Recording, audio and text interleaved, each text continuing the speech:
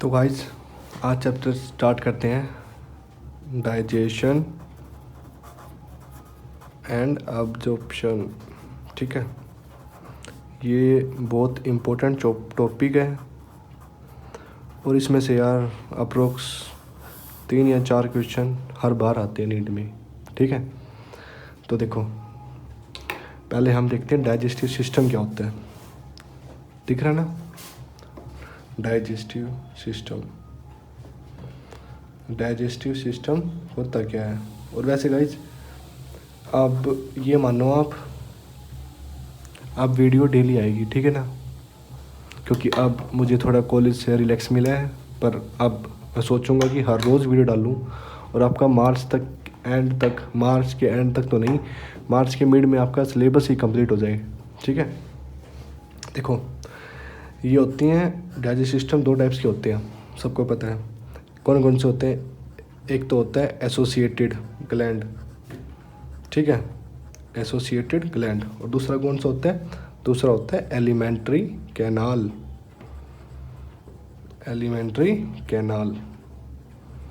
ये नाम आपने सुनी रखे होंगे। ठीक है, तो सबसे पहले हम एलिमेंट्री कैनाल पढ़ते हैं। ठीक है, आपको बढ़िया नोट्स के हिसाब से, और जहाँ तक ये होगा ना कि आपको सबसे इजी मेथड बता सकूँ, वहाँ तक मैं आपको इजी मेथड बताऊँगा। ठीक है, देखो एलिमेंट्री कैनाल हो गया। एलिमेंट्री कैनाल में क्या होता है? जब फूड अंदर जाता है तो सबसे पहले क्या दिखता है भाई? सबसे पहले तो बक्कल कैविटी दिखती है ना। और बक्कल कैविटी में क्या क्या होता है? टंग होती है, ठीक है। और दूसरा क्या दिखता है? टीथ दिखता है। और टंग सबसे इम्पोर्टेंट लाइन बोलने वाला हूँ, वो देखना। टंग क्या होती है? टंग अटैच होती है, किससे अटैच होती है? Attach to floor of buccal cavity. किससे? By frenulum. ये मान लो सबसे बार बार ज़्यादा पूछने वाला ये वर्ड है। बक्कल कैविटी जो जीभ है, वो जो फ्लोर होता है फ्रेनुलम से अटैच होता है। ठीक है, और इसका दूसरा पॉइंट क्या बनेगा?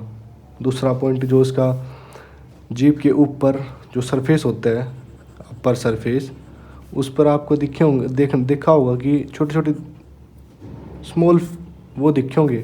जैसे देखो ये जीभ हो गई, जीभ पे ये होते हैं ना, ये होते हैं चेस्ट बर्ड। इनको क्या कहते हैं? पेपिलाई बोलते हैं। तो सरफेस पे क्या होगा? पेपिलाई होगा। ये भी बहुत इंपॉर्टेंट वर्ड है भाई, बहुत ज़्यादा इंपॉर्टेंट, पेपिलाई। ठीक है, क्या होगा? पेपिलाई। ये 2 वर्ड इंपॉर्टेंट हो गए। और देखो ये मैंने बता ही दिया पेपिलाई क्या काम करते हैं। बियर टेस्ट बर्ड, ये पता बताते हैं कि जीभ का, टंग का कौन सा पोर्शन सॉल्टी है, कौन सा पोर्शन स्वीट है, क्या हम खा रहे हैं, क्या नहीं खा रहे। ठीक है, और अब आती है इसकी बात, टीथ की बात। टीथ हमें पता ही है भाई, 32 तो देखो नॉर्मल पता है, 32 दांत होते हैं, है ना। तो ये 3 टाइप्स में डिवाइड होते हैं। पहला कौन सा होता है? पहला होता है थीकोडोंट, और दूसरा डाइफायोडोंट, और तीसरा हेट्रोडोंट। कौन सा होता है? हेट्रोडोंट। ठीक है, थीकोडोंट में क्या होगा भाई? जो दांत है वो एम्बेडेड होगा सॉकेट जो में। ठीक है, दांत एम्बेडेड होगा सॉकेट जो में, या सॉकेट बोन में बोलूँ। देखो टूथ इज एम्बेडेड, मतलब दांत है वो अंदर फंसा होता है इन सॉकेट ऑफ जो बोन। जो अपनी जो बोन है उसमें दांत फंसा रहता है, वो कौन सा है? थिकोडोंट। और डायोफोडोंट में तो भैया हमें सीधा पता है, इसके 2 सेट और 2 सेट होते हैं, ठीक है। एक बार तो आते हैं मिल्की टीथ, है ना, एक बार आते हैं परमानेंट टीथ। मिल्की टीथ को क्या बोलते हैं? मिल्की टीथ भाई, पहले मिल्की टीथ टूटेंगे उसके बाद ही तो ये आएंगे, है ना। और हेट्रोडोंट क्या होता है? हेट्रोडोंट होता है, ये देखो 4 टाइप्स के होते हैं। फर्स्ट इंसीजर, ठीक है। दूसरा कैनाइन, थर्ड प्री मोलर, और फोर्थ मोलर, ठीक है। अपने को अब क्या क्या समझ में आ चुका है भाई? अपने को समझ में आ चुका कि थिकोडोंट होता है, ठीक है, ये सॉकेट ऑफ जॉ1 में रहता है, एम्बेडेड होता है। और डायोफोडोंट भाई 2 सेट के होते हैं, मिल्की टीथ और हेट्रोडोंट का हमें पता ही है कि ये 4 टाइप्स के होते हैं, incisor, canine, molar, pre molar, ठीक है। अब इनमें आपको कोई दिक्कत नहीं है। अब देखो सबसे इम्पोर्टेंट आता है डेंटल फॉर्मूला। क्या आता है? Dental formula. डेंटल फॉर्मूला क्या होता है? देखो याद करने वाली बात है, 2 1 2 3, 2 1 2 3, ठीक है। 2 इंसीजर, कैनाइन, प्रीमोलर, फिर मोलर। इंसीजर के 2, कैनाइन का 1, प्रीमोलर का 2, मोलर के 3। ये है डेंटल फॉर्मूला, ठीक है।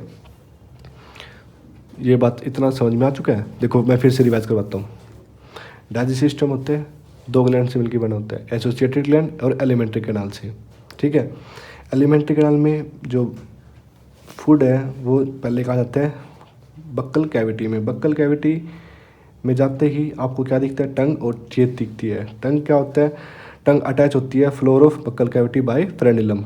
और जो दांत है वे 3 टाइप के होते हैं, थिकोडोंट, डायोफोडोंट, हेट्रोडोंट। थिकोडोंट में जो दांत है एम्बेडेड होते हैं इन सॉकेट जाओ बोन।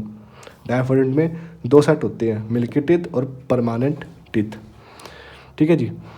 अब आती है हेट्रोडोंट की बारी। हेट्रोडोंट होते हैं 4 टाइप्स के, incisor, canine, premolar, molar. Dental formula याद कर लो, incisor, canine, premolar, molar, 2 1 2 3 by 2 1 2 3, ठीक है। अब मेरे को तो लगता कि इसमें भी किसी को डाउट होगा। अगर फिर भी किसी को डाउट है तो आप बिल्कुल पूछ सकते हो कमेंट में, ठीक है। कमेंट्स आपके लिए हमेशा खुले रहेंगे, ठीक है। अब बढ़ते हैं नेक्स्ट पे, common passage of food and air. जो फूड को और एयर को लेके जाता है वो होता है फेरिंग्स, ठीक है। फेरिंग्स के बाद क्या आती है? एपिग्लोटिस। एपिग्लोटिस क्या होता है? देखो एपिग्लोटिस ये बहुत ज़्यादा इम्पोर्टेंट है, इसमें से नीट में क्वेश्चन आते हैं एपिग्लोटिस से। ग्लोटिस क्या होता है, ये क्या प्रिवेंट करता है, ठीक है। पहला पॉइंट एपिग्लोटिस में कार्टिलेज फ्लैप होता है, कार्टिलेज फ्लैप होता है ये, ठीक है। दूसरी बात, दे प्रेजेंट ऑन ग्लोटिस, ग्लोटिस पर प्रेजेंट रहता है। अब आप पूछोगे ग्लोटिस क्या होता है? ग्लोटिस क्या करता है? ग्लोटिस ओपनिंग करता है, किसकी? वाइंड पाइप की, विंड पाइप की, ठीक है, ठीक है जी। अब हम आपको एपिग्लोटिस का मेन फंक्शन बता देता हूँ। ये क्या एक मतलब क्या प्रिवेंट करता है, किसकी प्रिवेंट मतलब किस एंट्री को प्रिवेंट करता है? आप देखो, prevent entry of food in wind pipe. ये फूड की एंट्री को प्रिवेंट करता है कि जो विंड पाइप में ना चला जाए। अब अच्छा एपिग्लोटिस हो गया। एपिग्लोटिस के बाद कहाँ जाएगा खाना? स्टमक में। कहाँ जाएगा? स्टमक में। अब आप कंफ्यूज ना हो इसलिए मैं इसको अलग कर देता हूँ, ये पोर्शन अलग हो गया और ये पोर्शन अलग हो गया, ठीक है जी। अच्छा स्टमक हमें पता है स्टमक किस शेप का होता है? स्टमक किस शेप का होता है? जे शेप का होता है, ये तो सबको पता है। जे शेप, बैग लाइक स्ट्रक्चर। मैं आपको बिल्कुल एनसीईआरटी की एक एक लाइन के हिसाब से समझाऊंगा, ठीक है ना। अच्छा, जो अब ये बताओ, ओइसोफेगस, ईसोफेगस हमने पढ़ लिया। ईसोफेगस एंड स्टमक के बीच में, जो ओइसोफेगस एंड स्टमक के बीच में एक स्पिंटर होता है, वो क्या होता है? वो क्या मतलब उस स्पिंटर का नाम क्या है? उस स्टमक, उसका नाम है गैस्ट्रो ओइसोफेजियल स्पिंचर। अब देखो मैं आपको समझाता हूँ। ओइसोफेगस हो गया, जब ये स्टमक कैसा होता है? जे जे शेप होता है ना। मेरी ड्राइंग वैसे ख़राब है, ठीक है, आप समझ जाना। जो ये लगेगा ना, इसको कहते हैं गैस्ट्रो इसोफेगल स्पिंचर, ठीक है। और स्टमक 4 पार्ट्स में होते हैं डिवाइड। और जब मैंने तैयारी की थी, जब थे 3 पार्ट्स इसके, ठीक है। पहला कार्डियक,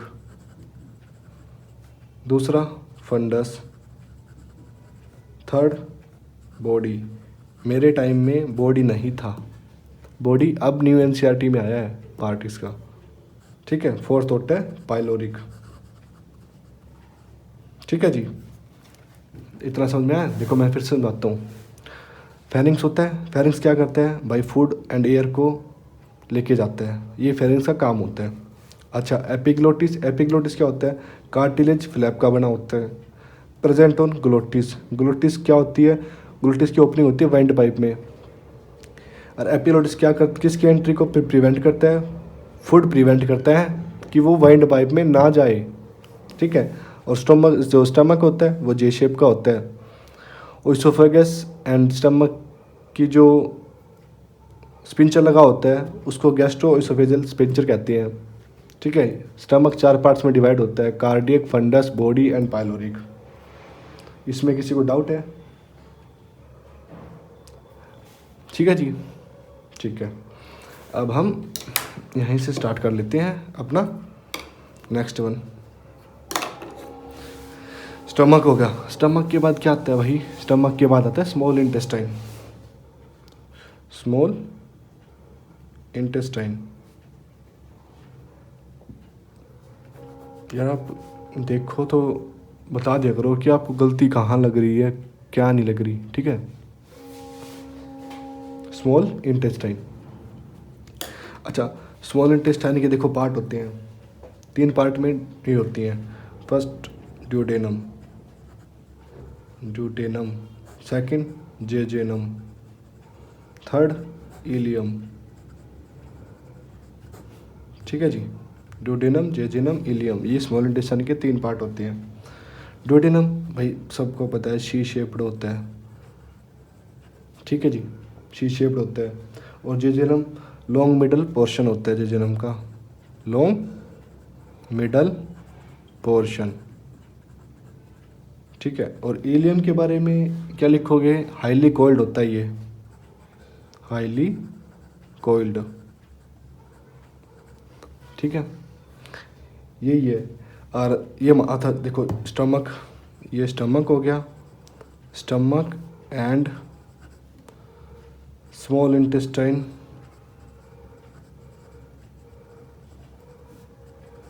को जो के स्मॉल स्टमक, देखो ये हो गया आपका स्टमक, ठीक है।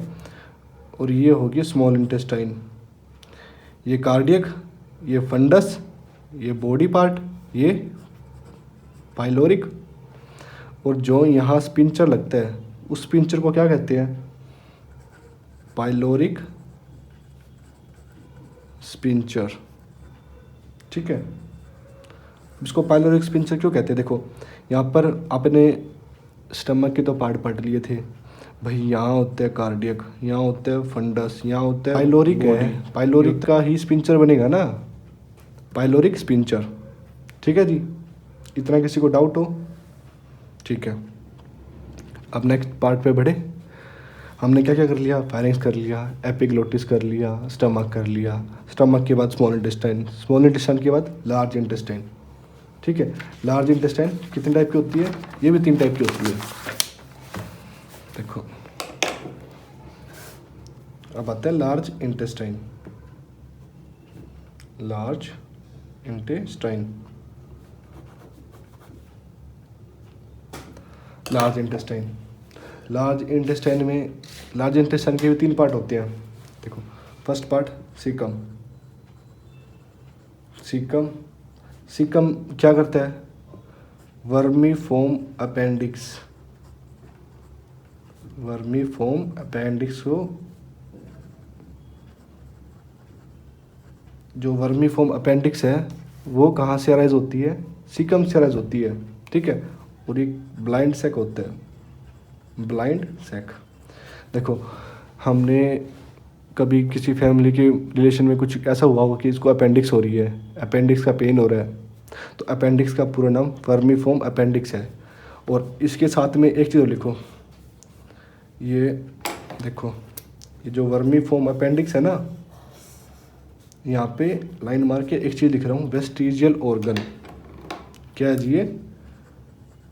वेस्टिजियल ऑर्गन, मतलब इवोल्यूशन के साथ अब ये ख़त्म हो रहा है, अब अपेंडिक्स का कोई काम नहीं होता। कभी किसी के पेन होना तो ज़्यादातर ऑपरेशन में क्या होता है, अपेंडिक्स को रिमूव कर देते हैं बॉडी से, क्योंकि बस का कुछ काम तो है नहीं। और जब उसको हटा भी देंगे, रिमूव कर देंगे, तो भी उसका कुछ फ़ायदा नहीं है, या फिर तो भी उसको कुछ नुकसान नहीं है। समझे? तो ये वेस्टिजियल ऑर्गन है, कोई काम का नहीं है बॉडी में। ठीक है जी, अब आते हैं सेकंड पार्ट पे। सीकम हो गया, सेकंड पार्ट होता है इसका कोलोन। कोलोन, कोलोन देखो 4 टाइप के होते हैं। एक तो असेंडिंग कोलोन, ठीक है, फिर आते हैं डिसेंडिंग कोलोन, ठीक है, और थर्ड आता है ट्रांसवर्स कोलोन।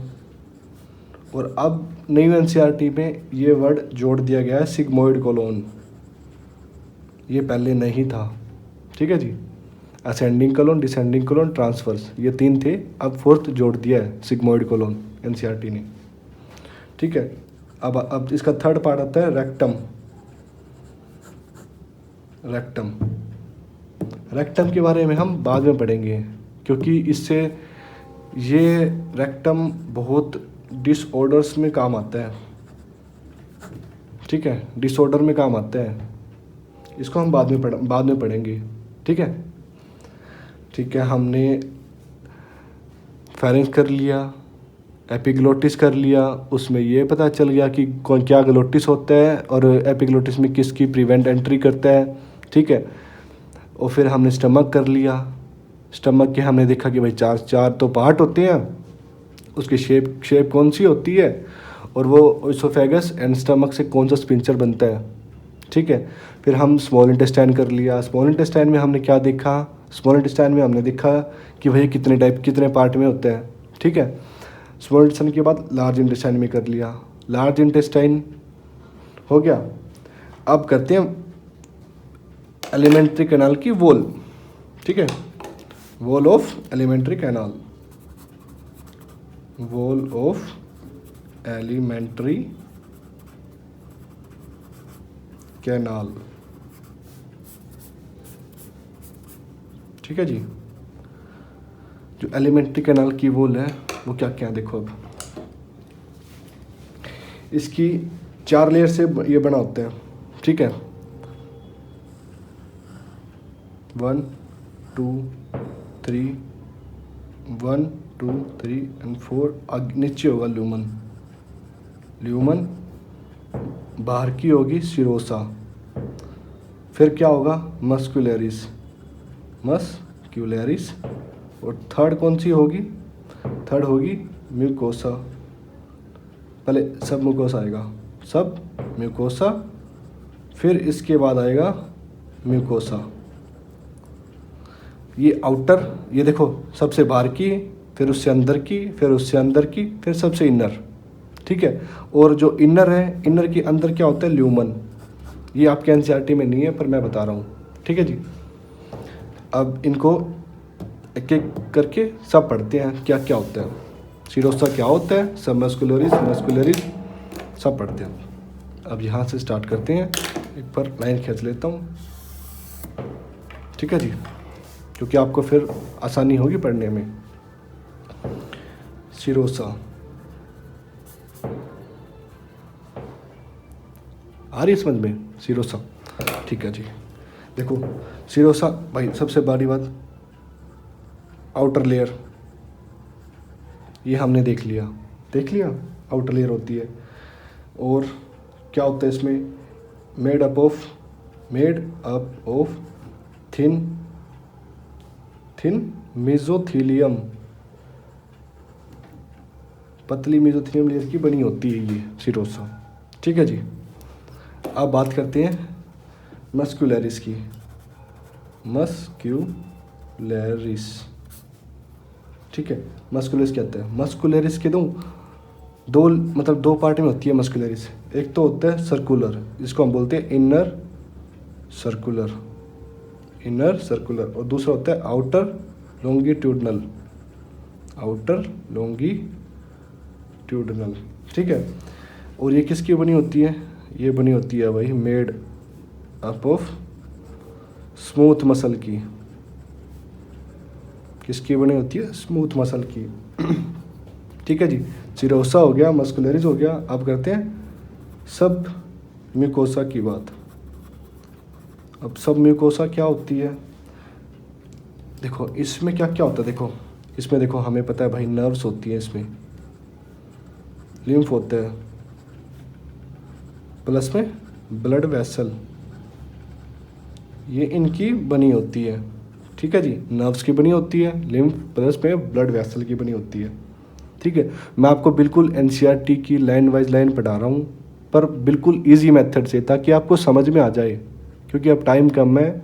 नीट में अगर एक एक लाइन पढ़ने लगे ना तो भैया पढ़ ली बार। ये पढ़ के आप कम से कम 320 या 300 तो अप्रोक्स नंबर ला ही लोगे यार। ठीक है, और इतने नंबर आ जाए बायोलॉजी में, बेनिफिट है यार फुल। ठीक है, आप बस अपना स्टडी पर फोकस करो, और यार चैनल को सब्सक्राइब किया करो यार, अपने दोस्तों तक भेजो चैनल को। ठीक है, क्योंकि आप भेजोगे यार तभी मुझे मोटिवेट मिलेगा। अब मैं सीधा कॉलेज से आके ही शूट करने लग गया वीडियो। आप बताओ यार, खाना तक नहीं खाया अभी तो मैंने। ठीक है, चलो कोई नहीं, आप लोगों के लिए यार इतना तो बनता ही है।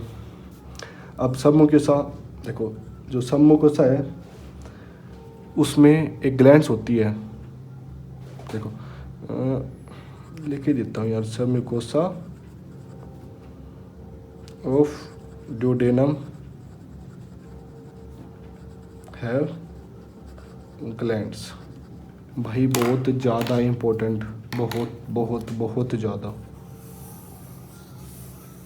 बहुत ज़्यादा। सिर्फ ड्यूडेनम कहाँ मिलेगी, सब मुकोसा में मिलेगी। ये नीट में आया हुआ क्वेश्चन है, इसलिए मैंने आपको स्पेशल लिखवाया है। ठीक है जी, अब बात करते हैं म्यूकोसा की। म्यूकोसा हम नेक्स्ट उसमें पढ़ते हैं लोग।